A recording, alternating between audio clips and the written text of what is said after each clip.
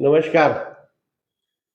काल गुरुवारी लातूर जिल्ह्यामध्ये झुरळ जनता पार्टीचे संस्थापक अभिजित दिपके यांनी शाळा पाहिल्या, तपासल्या, स्कूल बदलो असं काहीतरी त्यांचं अभियान आहे असं म्हटलं. ठीक आहे, कुणी शाळा पाहाव्या, कुणी तपासा, याला काही बंधन नाही आपल्याकडं, किंवा तुम्ही कोण म्हणून विचारलंही जात नाही. ते स्वतंत्र भारताचे नागरिक असतात. पण त्याला काही पद्धत असते. खरं म्हणजे काल त्यांनी ज्या 2 शाळा बघितल्या, 3 शाळा बघितल्या औसा तालुक्यातल्या, आणि एक आपली महापालिकेची 26 नंबरची शाळा बघितली. त्या शाळेमध्ये 26 नंबरच्या शाळेच्या पाहणीच्या वेळेस मी स्वतः उपस्थित होतो. त्यामुळं मी ते सगळं प्रकरण काय आहे, काय शो असतो, ते पाहण्यासाठी मी गेलो होतो. त्या ठिकाणी जी विद्यार्थी आलेले होते ते महापालिकेच्या शाळेचे, परंतु त्या शाळेचे नव्हते, हे सत्य आहे. आणि ती मुलं लहान लहान होती, त्यांना ते एकदम गांगरून गेली, त्यांनाही बोलले, हे सांगितलेले हे होईना, आणि मग हे सब फ्रॉड आहे असं त्यांचा आवेश सुरू झाला. स्वाभाविक आहे, विदेशातनं आलेला समाजसेवक भारतातल्या शिक्षणाच्या व्यवस्था सुधाराव्या, शिक्षणात सुधार व्हावा, ह्यासाठी तो काही काम करू पाहतोय. पण ते करू पाहत असताना त्याच्याजवळचं एकमेव शस्त्र आहे, ते म्हणजे राजीनामा द्या. त्यांनी राजीनामा द्यावा, त्यांनी राजीनामा द्यावा, हे करावं. काय करावं त्यामध्ये त्यांनी औसा तालुक्याच्या उजनीमध्ये सांगितलं की गावकऱ्यांनी आता आम्ही जसं जंतर मंतरला केलं तसं करावं. कुणी करावं? गावकऱ्यांनी. प्रश्न असा आहे की गावकऱ्यांनी जे केलेलं आहे, गावकऱ्यांनी करू शकले असते तर ही वेळ त्यांच्यावरही आलीच नसती ना. आणि तुमच्या सोबत जे आलते ते गावची किती होते आणि गावात राहणारे किती होते याचाही तुम्ही एकदा बसून शोध घ्या. असं करा म्हणणं सोपं आहे, गाव जंतर मंतर करा म्हणणं अत्यंत सोपं आहे, फार अवघड नाहीये. आणि त्यातल्या त्यात तुमचा परवलीचा शब्द म्हणजे राजीनामा, हे तर अजून सोपं आहे. त्यामुळे मुद्दा तो नाहीये. हा, तुमच्या एका मुद्द्याचा मात्र मी समर्थन करतो, ते म्हणजे खोटं कशासाठी दाखवलं. काही गरज नव्हती. तुम्ही तिथली संख्या पाहून काही पटसंख्या मंजूर करणारे नव्हतात. तुम्ही तिथल्या अव्यवस्था पाहून लगेच व्यवस्था निर्माण करणारे नव्हतात. तुम्ही तिथल्या एकूणच सगळ्या परिसराचा कायापालट करायला आलेले त्या परिसराचे न नगरसेवक होता, न जिल्हा परिषद सदस्य होता, ना पंचायत समितीचे सदस्य होता. फक्त भारतामधल्या, त्यातल्याच महाराष्ट्रातल्या शिक्षण व्यवस्थेची दुरावस्था कशी आहे हे तुम्ही तुमच्या पद्धतीनं मीडिया पुढं आणणं, जगातल्या मीडिया पुढं आणणं, त्याच्यावर भाष्य करणं, एवढ्या पुरता तुमचा रोल मर्यादित आहे. तो राहायला नाही पाहिजे, पण आहे. आणि ज्या अधिकाऱ्यांनी, ज्या शिक्षकांनी, मुख्याध्यापकांनी हा प्रयोग केला त्यांच्यावर तुमच्याच मताप्रमाणे मी सुद्धा त्या मताचा आहे की त्याची चौकशी झाली पाहिजे. कारण कसं आहे की एखाद्या विदेशातनं भारतात समाजसेवा करायला माणसापुढं खोटं का दाखवायचं? काय कारण आहे? कुणी सांगितलं होतं हे? कशासाठी खोटं दाखवायचं? ह्याचा निकाल तर लागलाच पाहिजे. कारण कसं आहे, म्हातारी मेल्याचं दुःख नाही, काळ सोकावल. उद्या कुणी येईल, कुणी पाहायला हे करील आणि तुम्ही आणून बसवणार का? तुमची जबाबदारी आहे का ती? हा, तिथं असलेल्या विद्यार्थ्यांना शिकवणं ही तुमची जबाबदारी आहे. पण नाहीत मुलं शाळेत, तर तुम्ही काय करणार शिक्षक? त्या शाळेच्या इमारतीसाठी तुम्ही काय करणार आहेत? काहीच करू शकणार नाहीत. जे करता येतं पण करू शकणार नाहीत.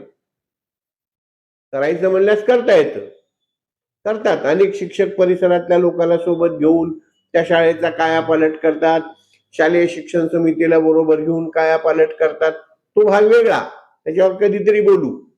पण आता कुणीतरी येणार आहे म्हणून ही जी नाटकं केली त्याची चौकशी झालीच पाहिजे.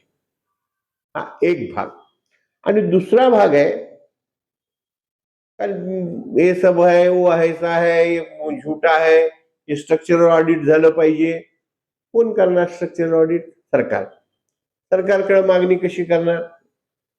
त्या शाळेच्या मैदानात बसून?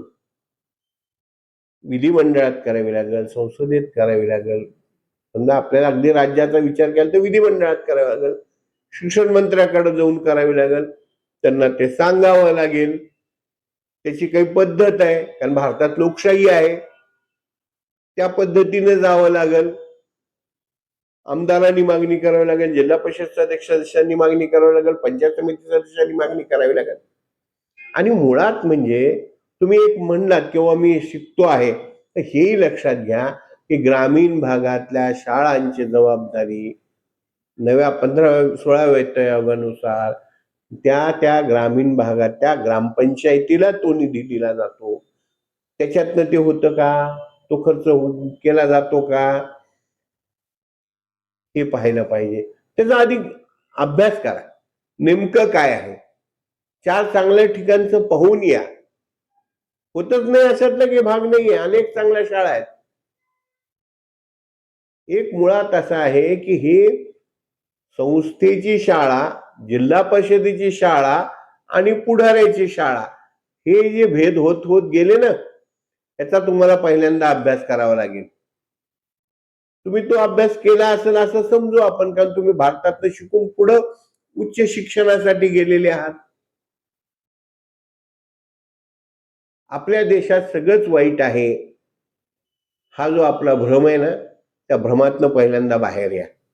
किंवा दुसरी गोष्ट आहे, आपण जे करतो तेच सगळं चांगलं करतो, हे आपल्या पुढाऱ्यांनी लक्षात घेतलं पाहिजे की हे खरं नसतं.